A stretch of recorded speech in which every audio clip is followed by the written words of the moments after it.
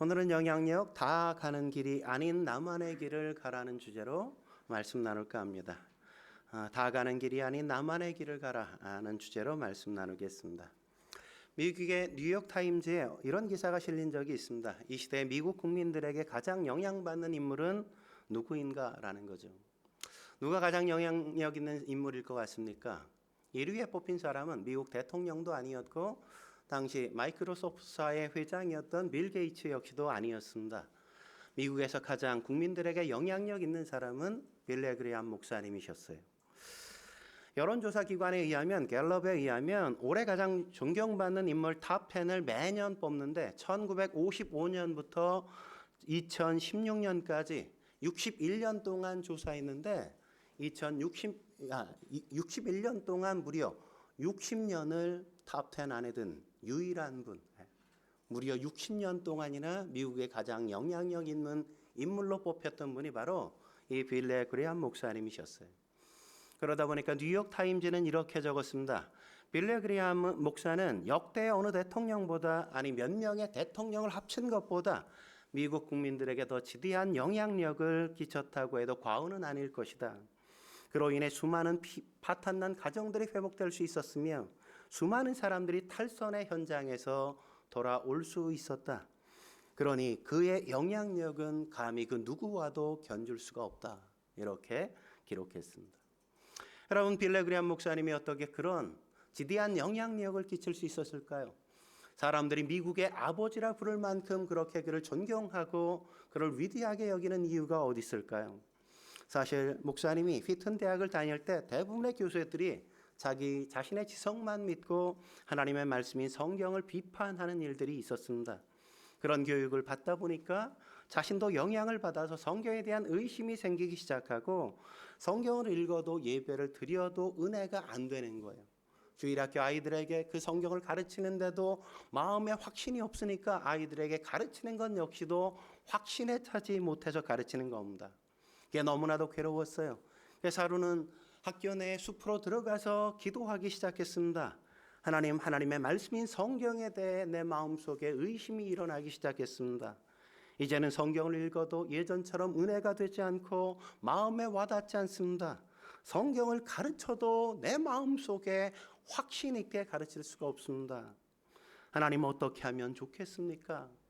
그렇게 기도할 때 하나님의 음성이 그 마음속에 느껴지기 시작했습니다. 너는 성경 말씀을 신뢰하라. 그리고 그 성경 말씀을 그대로 선포하라. 그 순간 그의 마음속에 이런 생각이 들기 시작했어요. 그래, 인간이 알면 도대체 얼마나 안다고. 인간의 지식이 아무리 크다고 한들 하나님의 말씀인 성경보다 감히 더 클 수 있는가? 견줄 수 없지. 그렇다면 내가 성경을 의심하는 것보다 성경 말씀으로 내 생각, 내 경험, 내 판단, 내 이성까지 의심해야 하는 게 마땅한 게 아닌가. 그는 무릎을 꿇고 기도했습니다. 하나님, 제가 성경 말씀을 있는 그대로 신뢰하겠습니다. 그리고 이 성경 말씀을 있는 그대로 선포하겠습니다. 그는 그때부터 성경의 절대적인 권위를 인정했습니다. 그리고 그렇게 선포하기 시작했어요. 설교하기 시작할 때 그는 언제나 이렇게 얘기하죠. The Bible says. 성경이 말씀하시길. 성경이 말씀하시길. 그는 내 생각이 내가 판단할 때 내가 생각하기론 이렇게 선포하지 않았습니다. 성경이 말씀하시길. 그는 늘 그렇게 선포했단 말이죠. 그가 무려 60년 동안 그가 살아 생전에 그렇게 미국이 존경하는 가장 위대한 영향력 있는 인물이 될 수 있었던 것, 그는 하나님의 말씀을 붙들고 그 말씀을 선포하고 그 말씀대로 삶을 살아왔기 때문이란 말이죠. 오늘 바울이 에베소에서 도시를 변화시킬 수 있었던 이유, 그 이유도 같은 이유 아니겠습니까? 그는 늘 입에서 말할 때마다 성경이 말씀하시길 그렇게 말하고 있잖아요. 20절 말씀 같이 한번 볼까요? 읽겠습니다. 시작. 이와 같이 주의 말씀이 힘이 있어 흥왕하여 세력을 얻으니라. 뭐라고요? 주의 말씀이 이렇게 얘기하죠. 주의 말씀이. 누구든지 다 가는 그 길인 내 생각, 내 판단, 내 이성, 내 생각으로의 그 길을 가지 않습니다. 그는 나만이 갈 수 있는 성경이 말씀하시길 그 길을 걸었던 거죠. 그는 그것을 선포했고 그는 그렇게 살아왔고 그렇게 행동했기 때문에 그는 한 도시를 3년 만에 변화시키고 거대한 복음의 역사가 그 땅을 뒤흔들게 만들 수 있었던 것 아니겠습니까? 우상 판매자들이 더 이상 우상을 제조해서 판매하는 것들이 줄어들어 살 수가 없었어요. 그러자 이들이 데모를 하기 시작했던 거죠. 여러분, 이렇게 도시 전체가 일어나서 바울에게 대적하고 데모를 하는 일들, 얼마나 거대한 영향력이었겠어요. 저는 우리의 삶의 현장에서도 그런 일이 있어야 한다고 생각해요. 우리가 하나님의 말씀대로 살면 세상이 그렇게 반응해야 돼요. 세상을 지배하는 악한 영이 그렇게 우리를 향해 대적하고 데모를 하고 소요를 일으키는 역사가 있는 게 정상인 거예요. 우리가 살아가는 삶의 현장에 그 어떤 저항도 없고 어떤 대적도 없다면 어쩌면 우리는 세상과 별반 다르지 않는, 너무 세상이 자기들과 친하게 살아서 우리 동지인 줄 아는 그런 인생을 살아가고 있는 건 아닌지 우리 자신에게 물어봐야 한다고요. 누구나 다 가는 그 길이 아니라 나만이 갈 수 있는 길, 오직 성경이 말씀하시길, 그 길을 가실 수 있는 저와 여러분 되시길 주의 이름으로 축원합니다. 그렇다면 선한 영향력을 발휘하려면 어떻게 해야 될까요? 첫째로 바른 비전에 붙들려야만 합니다. 바른 비전을 붙들어야 한단 말이죠. 다른 말로 하면 꿈을 다시 디자인해야 한다는 겁니다. 꿈을 다시금 디자인해야 된다는 거죠. 여러분, 바울이 에베소를 어떻게 3년 만에 변화시킬 수 있었을까요? 그러니까 바른 비전을 갖고 있었기 때문 아니겠어요? 바른 비전에 붙들렸기 때문이란 말이죠.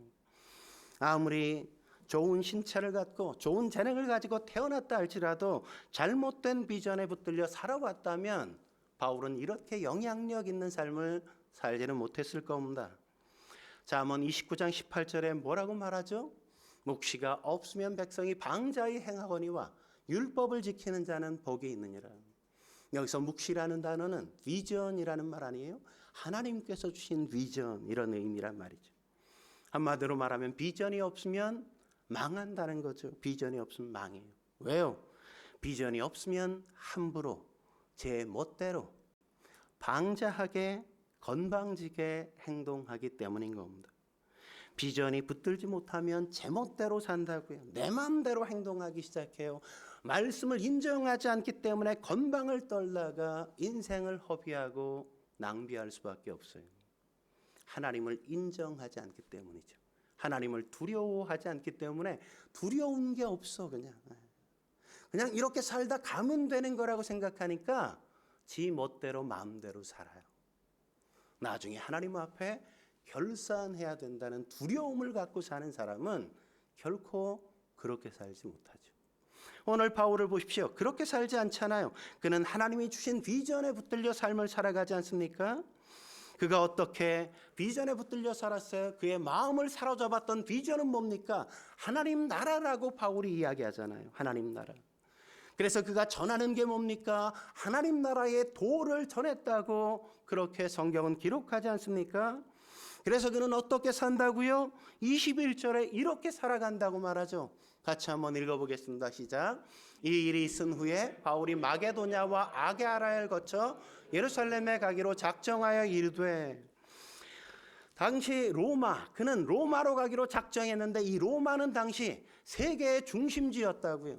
모든 길이 다 로마로 통했다고 이야기하지 않습니까? 그러니까 로마로 가기로 작정했다는 건 내가 로마를 복음화해 세계를 복음화해야겠다는 의지가 그 마음속에, 그 비전이 그의 영혼을 사로잡고 있었단 말이죠. 전 세계를, 모든 나라를 열방 가운데 하나님의 복음이 임하고 하나님 나라가 임하는 걸 나는 보기를 소망한다 이거예요. 그 비전이 그의 마음을 사로잡았습니다. 그는 단순히 그냥 인생이 주어진 삶 하루하루를 살아간 게 아니라 세계를 품고 살아가는 그리스도인이었단 말이죠. 세상을 품고. 여러분, 바울이 원래 이런 사람이었습니까? 그러니까 처음부터 세계를 품고 사는 그리스도인이었나요? 아니란 말이죠. 그는 아주 편협한 민족주의자에 지나지 않았단 말이죠. 자기 나라밖에 생각하지 못했던 그런 인물이었잖아요. 그런 그가 어떻게 그렇게 변화될 수 있었습니까? 그는 선민 의식에 사로잡혀서 다른 나라에 대한 생각조차 하지 않았어요. 우리 민족만 선하고 다른 민족은 악한 민족이라고 생각했습니다. 나는 옳지만 다른 사람들은 다 틀렸다고 생각했어요. 그래서 영적인 교만함이 그를 사로잡았습니다. 그러니까 사람들을 무시하고 그는 삶을 살았단 말이죠.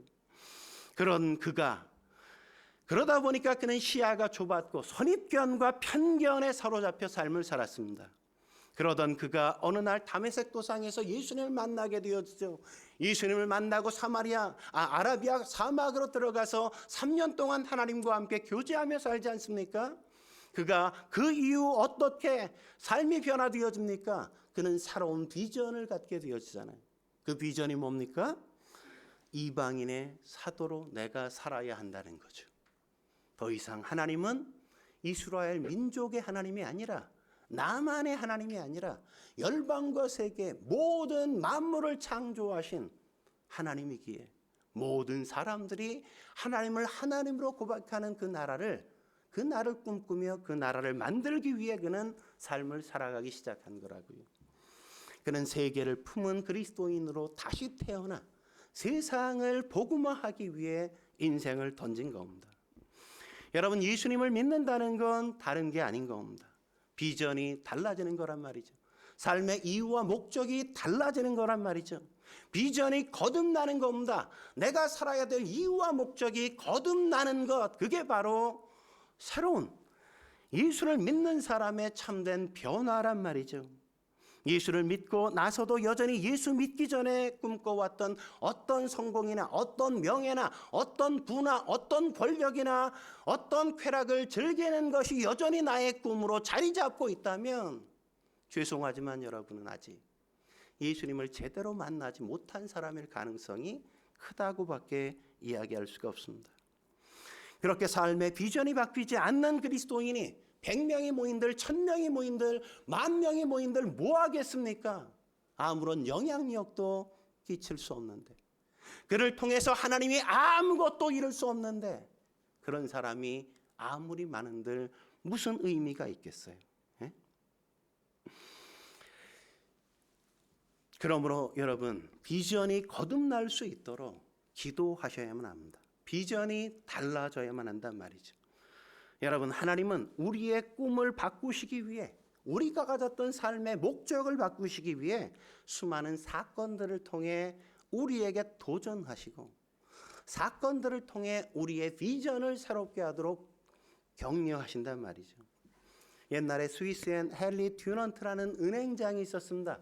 그는 이미 은행을 소유할 만큼 거대한 부자였어요. 그런데 그것에 만족하지 못했어요. 그는 세계에서 제일 큰 부자가 되고 싶은 야망과 욕망이 그의 마음속에 있었던 겁니다. 그래서 그 당시 세계를 제패했던 나폴레옹을 찾아가서 그를 만나고 그를 통해 경제 협력을 맺어서 내가 더 큰 부자가 되어야 되겠다는 욕망을 갖고 있었어요. 그러다 보니까 그는 스위스의 경제사절단에 함께 포함되어서 프랑스를 방문하게 되어져요. 프랑스에 도착하는데 안타깝게도 그 전날 이 나폴레옹이 전쟁에 출전하면서 떠나버린 거예요. 자신의 꿈이 좌절될 위기에 처했지만 그는 거기서 멈추지 않습니다. 스위스의 사절단이 나폴레옹을 만나지 못하고 귀국으로 다 돌아갔지만 그는 돌아가지 않고 나폴레옹이 출전한 그 전쟁터로 그는 따라가요. 따라갔는데 나폴레옹을 만나는 게 결코 쉽지 않잖아요. 근데 전쟁터에 가서 그는 충격을 받습니다. 처참하게 사람들이 고통을 당하고 울부짖고 신음하고 비참하게 죽어가는 모습이 그의 머릿속엔 너무나도 큰 충격이었습니다. 팔 하나가 잘리고 다리 2개가 잘리고 여기저기서 피투성이가 되어 어머니를 찾으며 신음하고 죽어가는 사람들, 그들을 바라보면서 그는 가만히 있을 수가 없었어요. 그는 자동적으로 몸이 반응해 사람들을 간호하는 일에 자신의 몸을 던지기 시작해요. 그러면서 몇 개월이 흘렀습니다. 그럼에도 불구하고 그는 나폴레옹을 만나지 못하고 그는 다시금 고국으로 돌아가야만 했단 말이죠. 그런데 그렇게 고국으로 돌아가면서 그의 마음속엔 새로운 불붙는 비전이 하나 생겼습니다. 내가 전쟁을 일으키는 걸 못하게 할 수는 없지만, 그러나 전쟁터에서 부상을 당한 사람들을 돕거나 그들을 치유하는 일은 할 수 있지 않을까? 내가 어떻게 부상당한 사람들을 도울 수 있을까? 그는 거기에 고민하면서 그는 그것들을 친구들과 아는 사람들과 함께 나누기 시작해요. 그리고 그들과 함께 작은 단체를 하나 만들어요. 그 단체가 뭔지 아세요? 적십자예요. 적십자. 한 사람이 비전이 이 세상에 적십자를 탄생시킨 겁니다. 적십자가 얼마나 많은 사람들을 살렸어요. 얼마나 많은 생명들을 구원했습니까? 비전은 이렇게 중요한 거란 말이죠. 한 사람이 어떤 비전에 사로잡혀 사는가, 그것이 그 인생이 세상에 거대한 영향력을 끼칠 수 있단 말이죠. 여러분, 여러분의 비전은 무엇입니까? 여러분의 비전은 하나님의 영광을 위한 것인가요? 성경에 단보한, 성경이 말씀하는 것과 거의 비등한 것입니까? 성경이 지지하는 비전이 여러분의 비전이라고 말할 수 있겠습니까? 하나님의 말씀에 합당한 비전이 아니라면 우리는 다시 비전을 리빌딩 해야 될 필요가 있을지 모릅니다.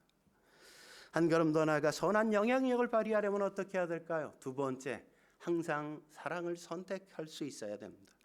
항상 사랑을 선택할 수 있어야 한단 말이죠. 21절에 이렇게 얘기하는 걸 볼 수 있죠. 이 일이 있은 후에 바울이 마게도냐와 아가야를 거쳐 예루살렘에 가기로 작정하여. 어디를 가기로 작정했다고요? 예루살렘에 가기로 작정했단 말이죠. 사실 왜 예루살렘에 가기로 작정했는지 오늘 본문에는 안 나와요. 잘 몰라요. 하지만 고린도전서 16장에 가보면 왜 그랬는지 우리가 찾아볼 수 있죠. 왜 그랬을까요? 예루살렘에 기근이 들었기 때문이란 말이죠. 성도들이 굶주림 속에, 기아 속에 고통당하고 있었기 때문에 그들을 그냥 내버려 둘 수가 없었던 겁니다. 그래서 바울은 미리 두 제자를 마게도냐와 아가야에 보내요. 그리고 9개월 동안 그들을 위한, 예루살렘 성도들을 위한 구호 헌금을 거두도록 요청해 놓는단 말이죠. 그리고 9개월 후에 바울은 마게도냐와 아가야를 거쳐서 내가 예루살렘에 가겠다고 이렇게 이야기하고 있는 겁니다. 여러분, 한두 주 모아가지고 헌금해가지고 잘 도울 만큼이 얼마 안 되잖아요. 그러니까 무려 9개월을, 우리도 500원짜리 모으자고 했는데 몇 개월 했는데 5만 원밖에 못 모았어. 그 지역에 있는 모든 교회들에게 그렇게 헌금을 모금하게 해서 그것들을 들고 예루살렘 교회로 간 거예요. 왜요? 예루살렘 성도들을 사랑했기 때문이겠죠. 여러분, 바울이 지금 몇 차 전도 여행하고 있다고요? 3차 전도 여행을 하고 있잖아요. 1차, 2차를 지나고 세 번째 전도 여행을 시작하고 있단 말이죠. 여러분, 2, 3차 바울의 전도 여행의 특징이 뭔지 아십니까? 바울은 새로운 지역으로 그냥 막 가지 않았습니다. 전도 여행을. 그는 어떻게 했냐면 이미 먼저 갔던 지역을 거쳐서 그 주변 지역으로 전도 여행을 떠났단 말이죠. 왜 그렇게 한 걸까요? 세계를 복음화하려면 그냥 새로운 지역으로 막 가서 복음을 전해야 되지 않겠어요? 그런데 왜 먼저 갔던 지역을 들렀을까요? 왜냐하면 그곳에 있는 성도들을 믿음 안에서 굳건히 세우고 그들에게 온전하게 그들이 하나님을 믿을 수 있도록 격려해 주기 위해서 그런 겁니다. 그의 마음속엔 사랑이 늘 있었던 거죠. 내가 세우고 내가 전도한 한 영혼 한 영혼을 기억하고 그들을 위해 기도하고 삶을 살아가면서 그들을 올바로 세우기 위해 그들은 힘을 다했던 겁니다. 바울의 마음속엔 언제나 그런 뜨거운 사랑이 있었던 거죠. 여러분, 뭐가 사람을 변화시킬까요? 사랑이 사람을 변화시키죠. 여러분, 누군가를 굉장히 변화시키고 싶습니까? 그렇다면 그 사람을 사랑하셔야만 합니다. 그런데 대부분의 사람들은 그렇게 하지 못하죠. 제가 보면 부부끼리 갈등이 일어났을 때 고치길 원하고 변화시키기를 원하면 사랑해야 되는데 대부분 사랑하지 못하고 미워하는 경우들이 많죠. 예? 그건 부모와 자식 간에도 마찬가지예요. 자식들에게 어떤 생각을 합니까? 게임 하나만 딱 그만두면 좋을 것 같은데, 그죠? 핸드폰만 좀 딱 내려놓으면 좋을 것 같은데 그냥 핸드폰을 내려놓지 못해. 항상 게임하냐고. 예? 늘 마음에 걸리잖아요. 늘 마음에. 예? 그러면 어떻게 해야 돼요? 사랑으로 고치려고 해야 된다고. 사랑으로. 그런데 자꾸 미워하면서 고치려고 하잖아요. 하지마. 어? 또 하고 있네. 뭐 이러면서. 예? 너 맨날 그 짓이냐 뭐 이러면서. 어? 자꾸만 야단치고 미워하고 그러면서 우리는 고치려고 해요. 근데 그렇게 해서는 고쳐져요?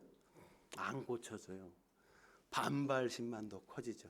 내가 내려놓나 봐라. 어? 이러고 반발만 하지 안 고쳐진다고요. 예? 어떻게 해야 돼요? 사랑해야 되는 겁니다. 사랑해야. 예? 사랑해야. 야단치는 것으론 절대 변화되지 않아요. 여러분, 햇님과 바람에 사람의 외투를 벗기는 게임을 하지 않았습니까? 바람이 먼저 나섰잖아요. 내가 한번 그 사람의 외투를 벗겨보지. 바람을 확 불었어요. 그랬더니 그 사람이 확 벗었습니까? 아니죠. 바람이 불면 불수록 사람은 더 꽁꽁 옷을 여미면서 단추를 채우고 그는 옷깃을 여미잖아. 그래서 실패하지 않습니까? 햇님이 어떻게 해요? 햇님이 따뜻한 햇살을 비춰주잖아요. 따뜻한 햇살을 비춰주자 단추 한두 개를 풀기 시작하고 조금 더 따뜻하게 비춰주자 어떻게 해요? 단추를 다 클르고 더 따뜻하게 비춰주자 외투를 벗어서 손에 들지 않습니까? 뭘 해야 된다는 거예요? 사랑해줘야만 그 사람을 변화시킬 수 있다는 것 아니에요? 사랑이 사람을 변화시키는 겁니다. 누군가를 변화시키고 싶다면 무조건 그냥 사랑해 주는 거예요. 사랑해 주는 거. 여러분, 우린 사랑해야만 합니다. 사랑이 없는 기술, 사랑이 빠진 그 어떤 돈, 사랑이 빠진 희생과 봉사, 그런 것으론 선한 영향력을 결코 발휘할 수가 없단 말이죠. 그래서 바울도 늘 사랑으로 무언가를 행하려고 선택하잖아요. 그는 사실 이렇게 전도여행을 2번이나 돌았으면 그가 세운 교회가 얼마나 많아요. 그러면 잘 나가는 교회 가면 어때요? 내가 뿌듯하기도 하고 거기서 사람들이 막 축하도 해주면서 격려도 해주고 뭐 응시되면서 뭐 이렇게 환영받을 수 있잖아요. 안디옥 교회 같은 데 가면 얼마나 환영받고 의시될 수 있어요. 편안하게 살 수 있어요. 근데 바울은 그런 잘 서 있는 교회로 가지 않고 어렵고 힘겹고 기근에 고통을 당하고 있는 예루살렘 교회를 선택하여 그 교회를 찾아간단 말이죠. 내가 뭔가를 누릴 수 있는 곳으로 가지 않고 내 도움이 필요한 곳으로 향해 간단 말이죠. 무언가를 얻기 위해 가지 않고 무언가를 나누기 위해 구호 헌금을 걷어서 그는 그곳을 찾아가잖아요. 네? 바울이 왜 그런 겁니까? 데살로니가전서 2장 7절엔 그 이유를 이렇게 설명하죠. 같이 읽어볼까요? 시작. 우리는 그리스도의 사도로서 마땅히 권위를 주장할 수 있으나 도리어 너희 가운데서 온 유순한 자가 되어 유모가 자기 자녀를 기름과 같이 하였으니. 그는 자기가 세운 교회들에 가서 권위를 주장할 수 있어요. 그는 편안하게 살 수 있어요. 사람들에게 명령도 할 수 있었습니다. 그러나 그는 그런 일을 원하지 않았다고. 그는 젖먹이의 어머니처럼 성도들에 대하여 사랑으로 그들을 돌보고 그들을 위해 고민하고 그들을 더 바르게 세우기 위해 애썼다고 이야기하죠. 11절에도 그렇게 말하지 않습니까? 데살로니가전서 2장 11절 같이 읽겠습니다. 시작. 너희도 아는 바와 같이 우리가 너희 각 사람에게 아버지가 자기 자녀에게 하듯 권면하고 위로하고 경계하노니. 그는 아비가 자식에게 권면하는 것처럼 언제나 아비의 마음으로 성도들을 대할 때, 사람들을 대할 때 아비의 사랑으로 사람들을 만나고 대하고 이야기했단 말이에요. 여러분 언제나 이렇게 사랑으로 할 수 있길 주의 이름으로 축원합니다. 자녀들을 대하고 배우자를 대하고 곁에 있는 성도나 아니면 직장의 동료나 상사나 부하 직원을 대할 때에도 사랑으로 대할 수 있어야 한다고요. 사랑이 아니면 그들에게 무언가를 가르치려고 해선 결코 먹히지 않습니다. 우리 가운데 어떤 사람은 경제적인 여유가 없을 수도 있어요. 성공하지도 못했고 넉넉하지도 않아요. 어쩌면 가난하고 나 역시도 사는 것조차 힘들 수도 있어요. 하지만 콩 한 쪽일지라도 나눠 먹을 수 있는 것 아니겠습니까? 나만 생각하고 사는 게 아니라 내 주변을 바라보면서 내가 가진 작은 것일지라도 더불어 사랑으로 나눌 줄 아는 그 마음이 있다면, 그것이 주는 감동이 있다고요. 그 사람에게 영향력을 비로소 그때 끼치는 거죠. 콩 한 쪽을 반 뚝 잘라서 병화 집사 먹어 이러면 병화 집사가 난 콩 반쪽 가지고 얼마나 유세를 떨치는 거예요, 그죠? 근데 제일 감사한 게 그거죠, 그죠?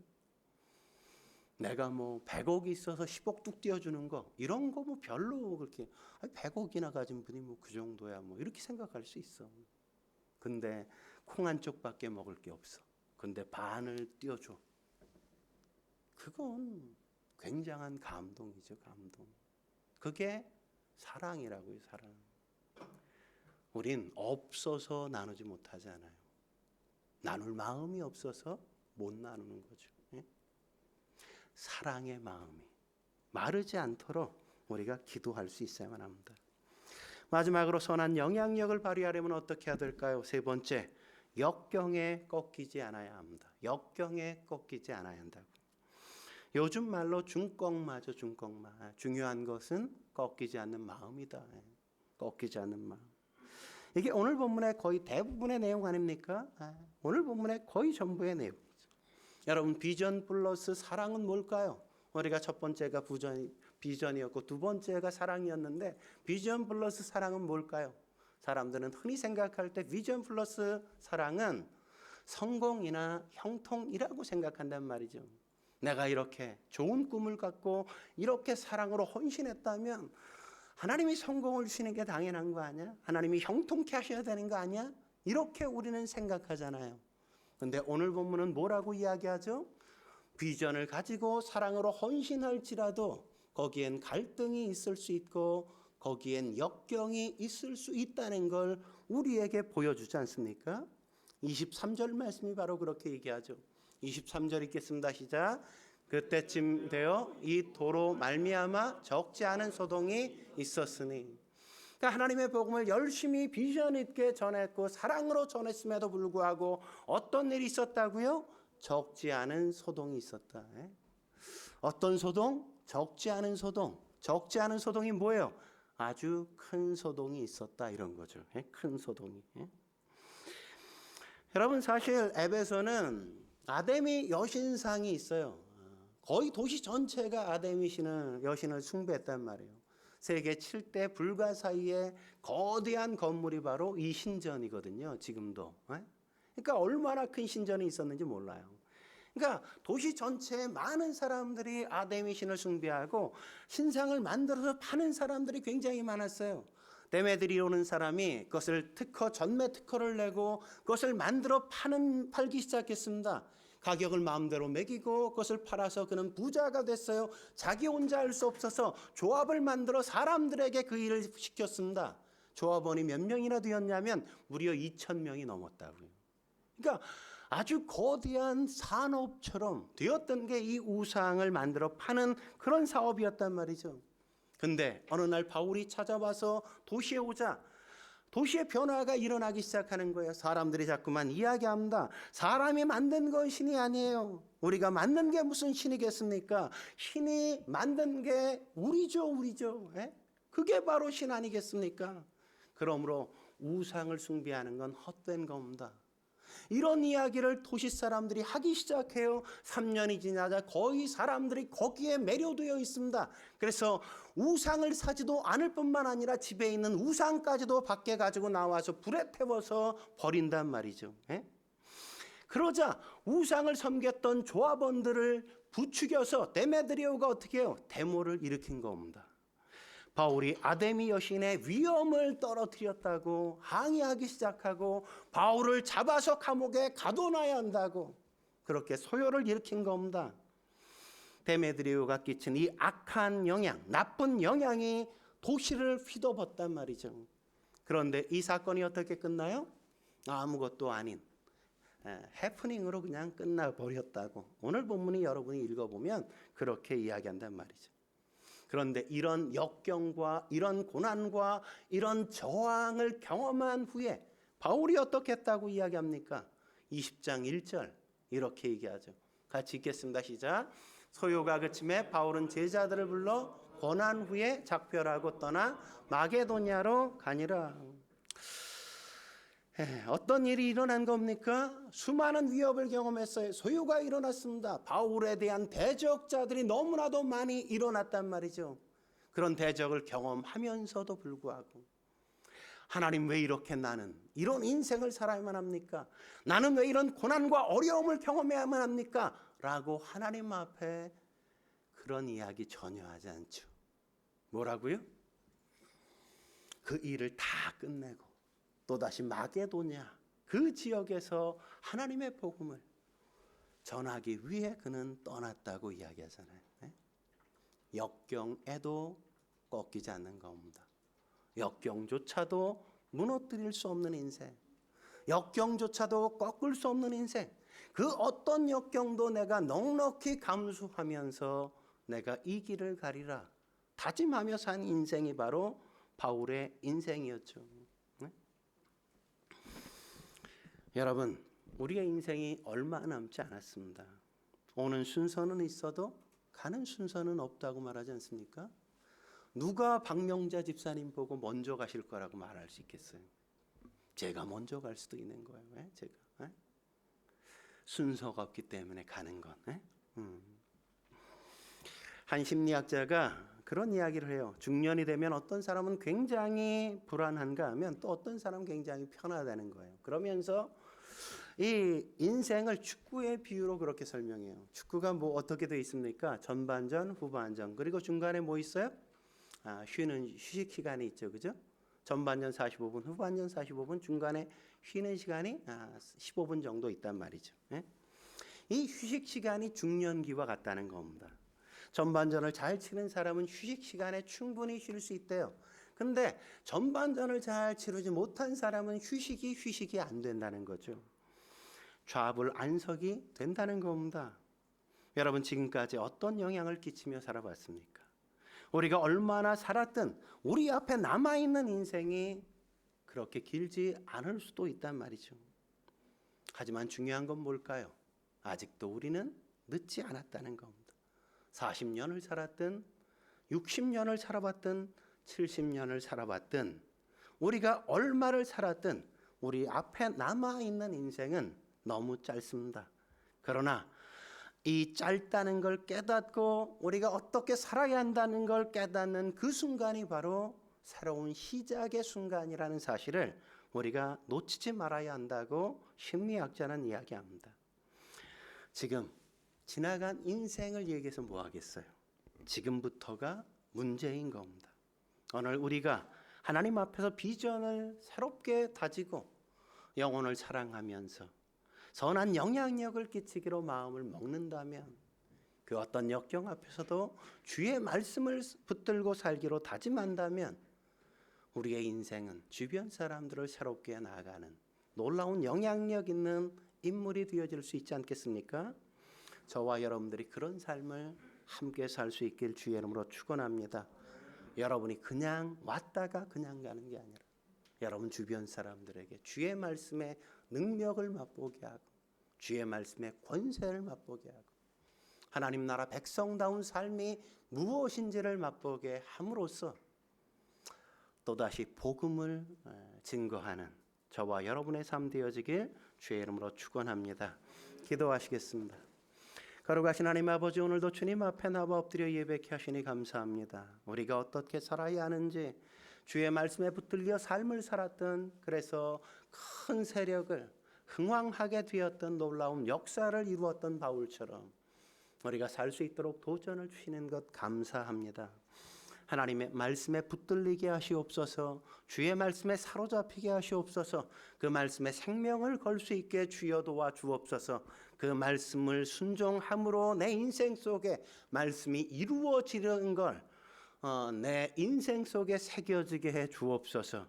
그리고 언제나 말씀이 말씀하시는 그 바른 비전에 내 삶을 걸고 하나님이 사랑하신 그 영혼들을 위하여 사랑하는 일들을 늘 선택하며 사람들을 축복할 수 있는 인생 살아가게 해 주옵소서. 오늘도 우리의 삶을 통해 하실 일들을 기대하며 예수님의 이름으로 감사하며 기도드립니다. 아멘.